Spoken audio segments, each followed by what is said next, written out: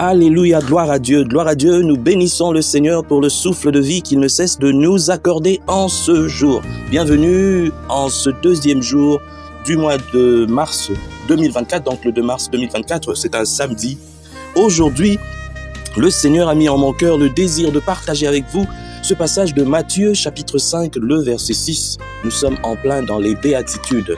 Mais avant de lire ce passage, j'aimerais que nous puissions lire d'autres passages, à commencer par Romains chapitre 2, le verset 6. Je lis au nom de notre Seigneur Jésus-Christ. Qui rendra à chacun selon ses œuvres. Donc Dieu qui rendra à chacun selon ses œuvres. J'aimerais qu'on lise aussi Galates chapitre 6, le verset 7. Je lis au nom de notre Seigneur Jésus-Christ. Ne vous y trompez pas, on ne se moque pas de Dieu. Ce qu'un homme aura sémé, il le moissonnera. Et enfin, j'aimerais qu'on lise, avant de lire notre passage de Matthieu 5, 6, j'aimerais qu'on puisse lire Romains chapitre 12, le verset 19. Romains chapitre 12, le verset 19 dit ceci. « Ne vous vengez point vous-même, bien-aimés, mais laissez agir la colère. Car il est écrit, à moi la vengeance, à moi la rétribution, dit le Seigneur. » Enfin, nous lisons notre béatitude dans Matthieu chapitre 5, le verset 6. « Heureux ceux qui ont faim et soif de la justice, car ils seront rassasiés. » Mon frère, ma sœur, tu as compris que nous parlons aujourd'hui de la justice de Dieu. La justice de Dieu. La justice de Dieu s'oppose dans la plupart des cas à la justice des hommes. Et la justice de Dieu s'oppose à l'injustice, car l'injustice peut aussi être produit de la justice des hommes. Voilà pourquoi je viens aujourd'hui, mon frère, ma sœur. Le Seigneur veut que je puisse te parler de cette histoire. Tu es peut-être en train de souffrir parce que tu as subi l'injustice, mais pourtant tu étais en justice. Les hommes t'ont jugé pour quelque chose et t'ont condamné injustement. Tu es allé en justice pour avoir gain de cause, mais tu as perdu parce que quelqu'un avait beaucoup d'argent. Il a mis de l'argent et il a eu gain de cause. Et aujourd'hui, peut-être que tu n'as pas de moyens et tu souffres parce que tout simplement, il y a quelque chose que tu es en train de subir qui te fait mal, mais tu ne peux même pas parler. Tu es là, c'est comme si tu es lié. Il y a l'injustice qui agit contre toi. J'aimerais te dire quelque chose. Oh, mon frère, ma sœur, là où tu es, c'est vrai que ça fait mal, mais Dieu est là. La justice de Dieu est là. Ce joueur, que Dieu le bénisse, Chancel Mbemba, joueur de la République démocratique du Congo, qui a eu à un moment, lui-même, il ne sait pas pourquoi il avait dit ça. La justice de Dieu, il y en a, c'est vrai. C'est un slogan, c'était devenu un slogan. Mais c'est vrai qu'il y a la justice de Dieu. Tout le mal qu'on peut te faire sur cette terre, tout le mal que tu peux subir, toute injustice que tu peux subir, tous ces gens qui font mal aux autres. Moi, je vois souvent les gens faire mal aux autres, faire arrêter quelqu'un, le torturer et de fois même le tuer. Tu vas vivre combien de temps, toi, sur cette terre? Peut-être tu vas vivre, si c'est beaucoup, 80 ans. Et même si tu vivais 100 ans, et tu iras où après?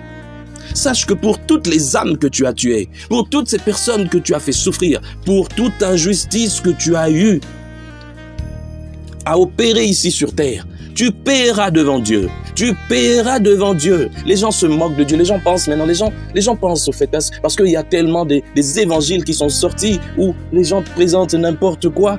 Les gens ne parlent plus de la colère de Dieu. Les gens ne parlent plus de l'enfer. Les gens ne parlent plus du jugement. Mais il y a un jugement un jour.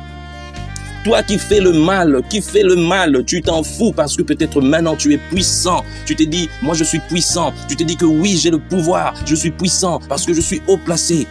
Mais demain, qu'en sera-t-il avec toi? Lorsque tu seras face à ton Dieu. En un clin d'œil d'ailleurs, toi qui te dis puissant, tu peux être n'importe qui, même un roi. Si Dieu claque des doigts, tu peux mourir et tu te retrouveras face à Dieu. Mais peu importe, même si Dieu te laisse vivre parce qu'il veut que tu changes, mais malgré que tu ne veux pas changer, un jour, tu vas mourir. Mets ça dans ta tête, tu vas mourir. Même si tu as des millions, tu peux avoir toute l'armée derrière toi en train de te protéger. Tu vas mourir. Tu peux avoir la sécurité, je ne sais pas quoi. Tu vas mourir parce que tu es un être humain, tu vas mourir un jour. Et ce jour, ça peut être aujourd'hui, ça peut être demain. Lorsque tu fais du mal à quelqu'un, il faut penser que tu peux aussi quitter ce monde à l'instant qui vient. Ne pense pas que ce monde, tu resteras éternellement. Non. D'ailleurs, j'ai l'habitude de dire, nous tous là qui avons déjà plus de 20 ans, qui avons déjà plus de 20 ans, plus de 25 ans mettons seulement. À coup sûr, plus de 99% d'entre nous ne seront plus en 2100.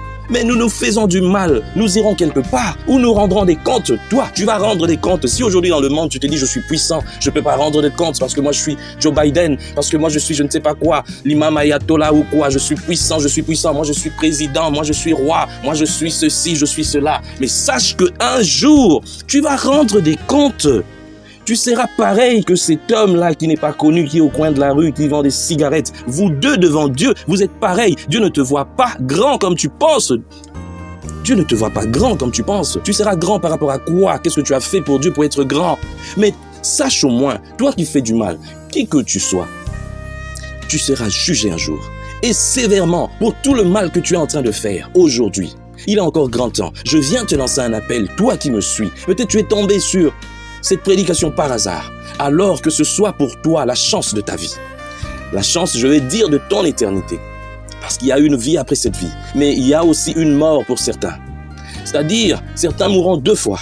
Mais il y en a qui ne mourront qu'une seule fois, mais qui vivront éternellement. Et je pense que c'est ton temps aujourd'hui. Toi qui fais le mal, qui à cause de toi, beaucoup de gens ont été condamnés, beaucoup de gens sont morts, beaucoup de familles pleurent. Et tu penses que toi, tu vas échapper à la justice de Dieu. Je te dis, tu n'échapperas pas à la justice de Dieu.